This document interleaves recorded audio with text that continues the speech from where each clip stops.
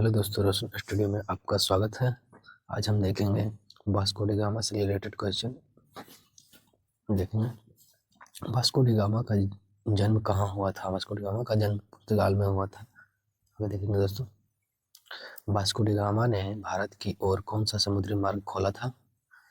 पश्चिमी मार्ग। आगे देखेंगे दोस्तों, वास्को डी गामा ने भारत में किस बंदरगाह पर पहले कदम रखा था? किस बंदरगाह पर रखा था? कोच्चि में। आगे देखेंगे दोस्तों, question number 4, Vasco D gamma Bharat कब पहुंचे थे?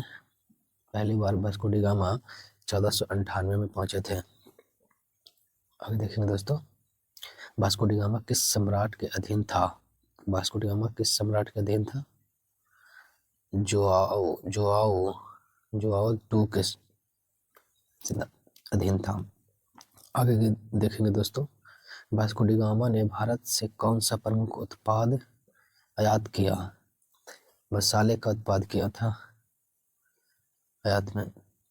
आगे देखेंगे दोस्तों, वास्को डी गामा की दूसरी यात्रा कब हुई थी? वास्को डी गामा की दूसरी यात्रा 1502 ईस्वी में हुआ था।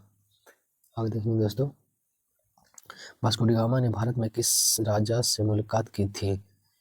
किस राजा से मुलाकात की थी? राजा वीरनारायण से। राजा वीरनारायण से। आगे देखेंगे दोस्तों, वास्को डी गामा का काफिला कितने जहाजों से बना था जब वह भारत के लिए निकला था?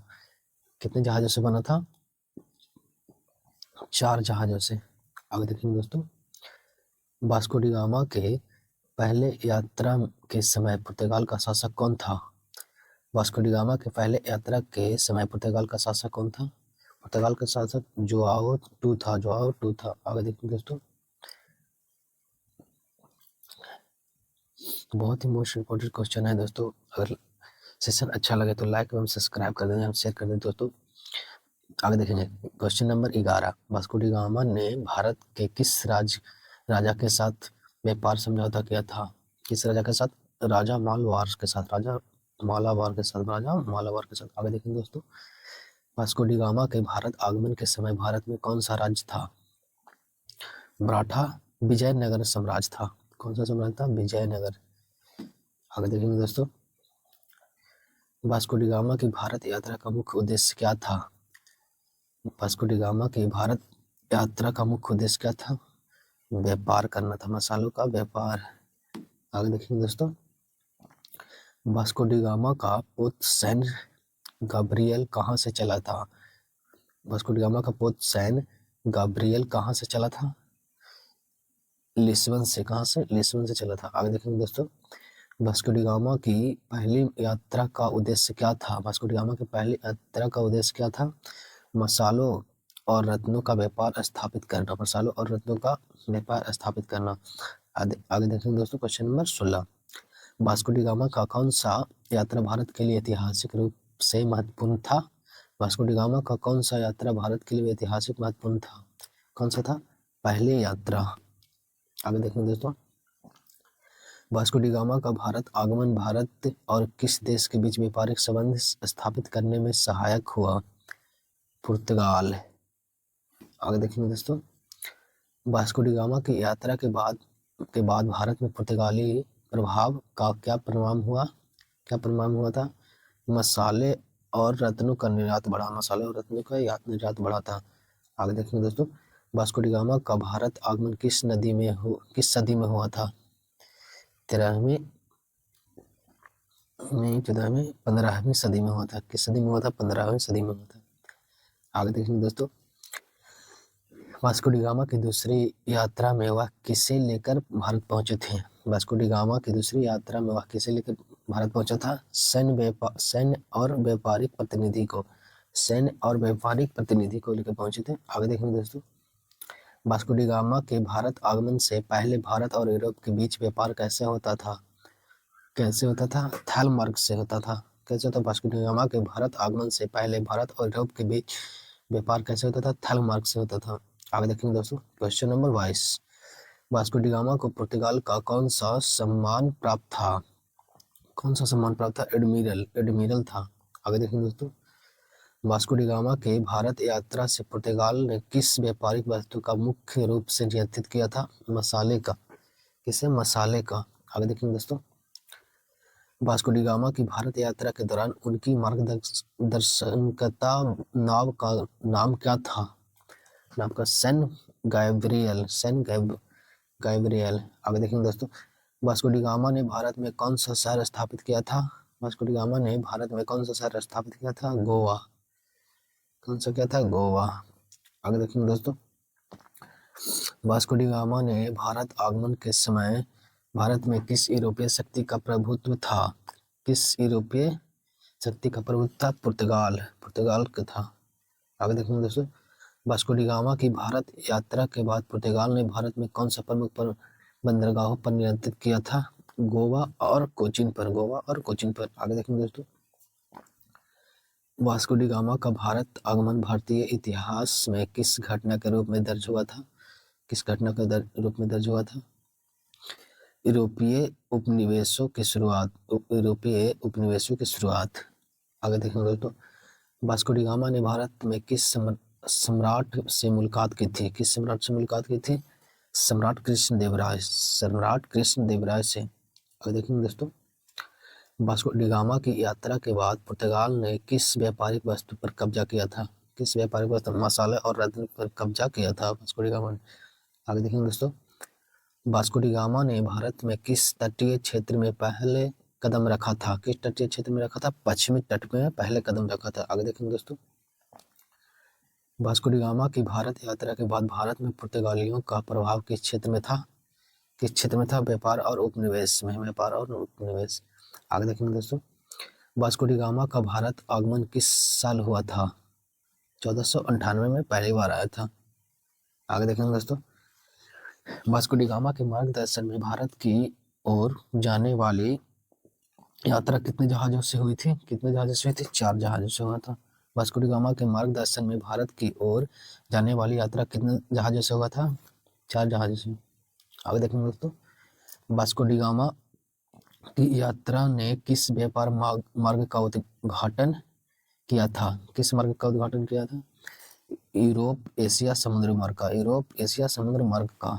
आगे देखेंगे दोस्तों, वास्को डी गामा को भारत में किस बंदरगाह पर पहला स्वागत प्राप्त हुआ था? कालीकट पर हुआ था। आगे देखेंगे दोस्तों, वास्को डी गामा का जन्म किस शहर में हुआ था? वास्को डी गामा का जन्म लिस्बन में हुआ था। कहाँ हुआ था? लिस्बन में हुआ था। आगे देखेंगे दोस्तों, वास्को डी गामा की यात्रा के दौरान भारत में कौन सा महत्वपूर्ण व्यापारिक उत्पाद था? कौन सा था? मसाले। आगे देखेंगे दोस्तों, वास्को डी गामा का नाम किस यूरोपीय सागर की यात्रा के लिए प्रसिद्ध है? किस यूरोपीय सागर के लिए यात्रा के लिए प्रसिद्ध है? भारतीय महासागर। आगे देखेंगे दोस्तों, वास्को डी गामा ने किस राजा से व्यापारिक समझौता किया था? वास्को डी गामा ने किस राजा से? राजा मालाबार से। आगे देखेंगे दोस्तों, वास्को डी गामा का उद्देश्य भारत में किस वस्तु का व्यापार स्थापित करना था? किस वस्तु का था? मसाले और रत्न का। आगे देखेंगे दोस्तों, वास्को डी गामा की यात्रा के दौरान उस समय भारत में कौन सा महान राज्य था? विजयनगर साम्राज्य। आगे देखेंगे दोस्तों, वास्को डी गामा के मार्गदर्शन में यूरोप से भारत आने वाले समुद्री मार्ग में क्या नाम दिया था? वास्को डी गामा मार्ग। आगे देखेंगे दोस्तों, वास्को डी गामा का भारत में पहला आगमन किस भारतीय तट पर हुआ था? पश्चिमी तट पर हुआ था। आगे देखेंगे दोस्तों, वास्को डी गामा की यात्रा से पहले भारत में किस यूरोपीय देश का प्रभाव था? किस यूरोपीय देश का था? स्पेन का था। आगे देखेंगे दोस्तों, वास्को डी गामा ने भारत के किस राजा से व्यापारिक समझौता किया था? किस राजा से किया था? राजा मालाबार से किया था। आगे देखेंगे दोस्तों, वास्को डी गामा ने किस स्थान पर पहली बार पुर्तगाली ध्वज फहराया था? किस पे फहराया था? कालीकट। आगे देखेंगे दोस्तों, वास्को डी गामा की यात्रा के बाद पुर्तगाल ने भारत में किस वस्तु का व्यापार मुख्य रूप से किया था? मसाले का किया था। आगे देखेंगे दोस्तों, वास्को डी गामा ने भारत के लिए कौन सा समुद्री मार्ग खोला था?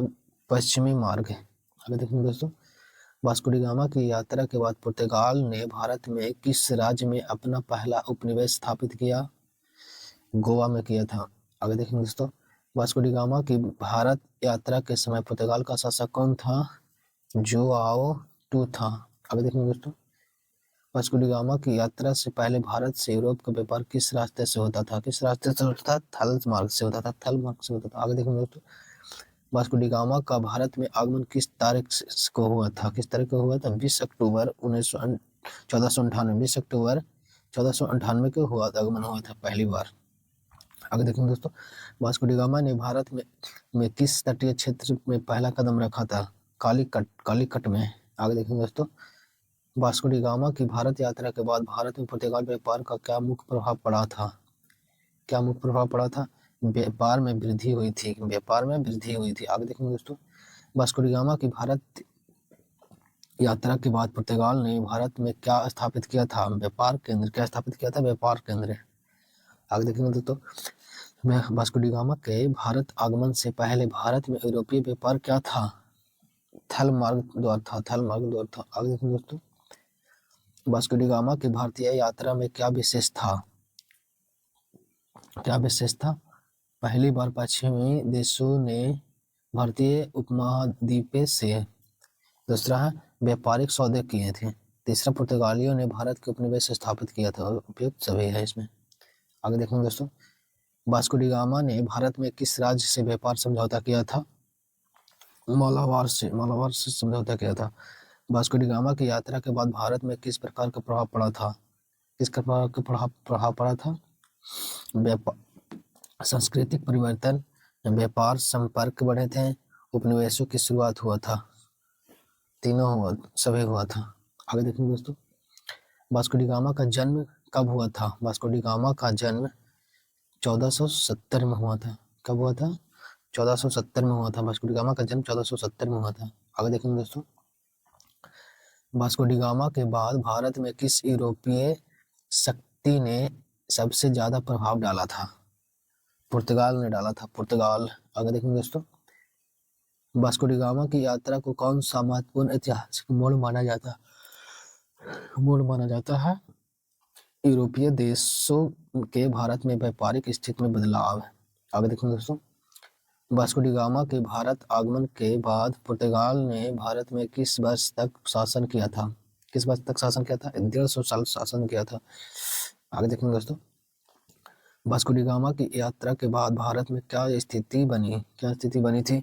यूरोपीय उपनिवेशों का बढ़ना। यूरोपीय उपनिवेशों का बढ़ना। आगे देखेंगे दोस्तों, वास्को डी गामा की यात्रा से पहले भारत में किस यूरोपीय देश का प्रभाव था? स्पेन का था। आगे देखेंगे दोस्तों, वास्को डी गामा की यात्रा के समय भारत में कौन सा प्रमुख राज्य था? कौन सा प्रमुख राज्य था? विजयनगर साम्राज्य था। विजयनगर साम्राज्य था। आगे देखेंगे दोस्तों, वास्को डी गामा ने भारत के किस बंदरगाह पर सबसे पहले कदम रखा था? कालीकट बंदरगाह पर रखा था। वास्को डी गामा की यात्रा के बाद पुर्तगालियों ने भारत में कौन सी वस्तु प्रमुख रूप से निर्यात की थी? मसाला। तो ऐसे अच्छा लगे दोस्तों तो लाइक और सब्सक्राइब कर दे दोस्तों, आपको ऐसा वीडियो मिलता रहेगा। वास्को डी गामा की यात्रा से भारत और किस महाद्वीप के बीच व्यापारिक संबंध स्थापित हुए थे? यूरोप महाद्वीप। आगे देखेंगे दोस्तों, वास्को डी गामा के भारत आगमन के बाद पुर्तगाल ने भारत में कितने व्यापारिक केंद्र स्थापित किए थे? कितने किए थे? 4 किए थे। आगे देखेंगे दोस्तों, वास्को डी गामा की यात्रा के बाद भारत में यूरोपीय उपनिवेशों की शुरुआत किसने किया था? पुर्तगाल ने किया था। आगे देखेंगे दोस्तों, वास्को डी गामा के भारतीय यात्रा के बाद भारत में किस प्रकार का संपर्क बढ़ा था? किस प्रकार का संपर्क? व्यापारिक संपर्क ज्यादा बढ़ गया था। अब देखेंगे दोस्तों, वास्को डी गामा ने भारत में किस तटीय राज्य से पहले संपर्क किया था? किस टाइप से? मलबार से। आगे देखेंगे तो वास्को डी गामा के समय भारत में कौन सा प्रमुख राज्य था? विजयनगर साम्राज्य था। आगे देखेंगे दोस्तों, वास्को डी गामा के बाद भारत में पुर्तगालियों ने क्या स्थापित किया था? व्यापार केंद्र किया था। आगे देखेंगे दोस्तों, वास्को डी गामा की यात्रा के बाद भारत में क्या मुख्य रूप से निर्यात होने लगा था? मसाला निर्यात होने लगा था। आगे देखेंगे दोस्तों, वास्को डी गामा के भारत आगमन के समय भारत में कौन सा साम्राज्य शासन कर रहा था? विजयनगर साम्राज्य। आगे देखेंगे दोस्तों, वास्को डी गामा ने भारत में व्यापार के लिए सबसे पहले किस राज्य को संपर्क किया था? कालीकट को किया था। आगे देखेंगे दोस्तों, question number 81, Vasco D gamma ने भारत यात्रा के दौरान कितने जहाजों के साथ यात्रा की थी? 4 जहाजों के साथ किया था। आगे देखेंगे दोस्तों, वास्को डी गामा के भारत यात्रा के समय पुर्तगाल का शासक कौन था? जुआओ टू। वास्को डी गामा की यात्रा के बाद भारत में किस यूरोपीय व्यापारिक साम्राज्य का प्रभाव बढ़ा? पुर्तगाल का। आगे देखेंगे दोस्तों, वास्को डी गामा ने भारत में कौन सा प्रमुख उत्पाद प्राप्त करने की यात्रा की थी? मसाले का। आगे देखेंगे दोस्तों, वास्को डी गामा की यात्रा के बाद यूरोपीय देशों में ने भारत में क्या स्थापित किया था? व्यापारिक केंद्र। आगे देखेंगे दोस्तों, वास्को डी गामा की यात्रा के बाद पुर्तगालियों ने भारत में किस क्षेत्र में प्रभुत्व स्थापित किया था? व्यापार में। आगे देखेंगे दोस्तों, वास्को डी गामा की यात्रा के बाद पुर्तगाल ने भारत में कौन सा बंदरगाह विकसित किया था? गोवा। आगे देखेंगे दोस्तों, question number 88, Vasco D gamma की यात्रा के बाद भारत में पुर्तगालियों का मुख्य उद्देश्य क्या था? व्यापार और उपनिवेश था। आगे देखेंगे दोस्तों, वास्को डी गामा की यात्रा ने भारतीय समुद्री मार्ग में क्या परिवर्तन किया था? व्यापारिक रास्ते खुल गए थे। आगे देखेंगे दोस्तों, question number 90, Vasco D gamma ने भारत में किस तटीय क्षेत्र पर पहला कदम रखा था? कालीकट क्षेत्र पर पहला कदम रखा था। आगे देखेंगे दोस्तों, वास्को डी गामा के भारत आगमन के बाद किस यूरोपीय शक्ति ने भारत में उपनिवेश शासक स्थापित किया था? पुर्तगाल ने किया था। आगे देखेंगे दोस्तों, वास्को डी गामा की यात्रा के बाद भारत में पुर्तगाल ने किस चीज पर नियंत्रण किया था? मसाले और रत्न पर नियंत्रित कर लिया था।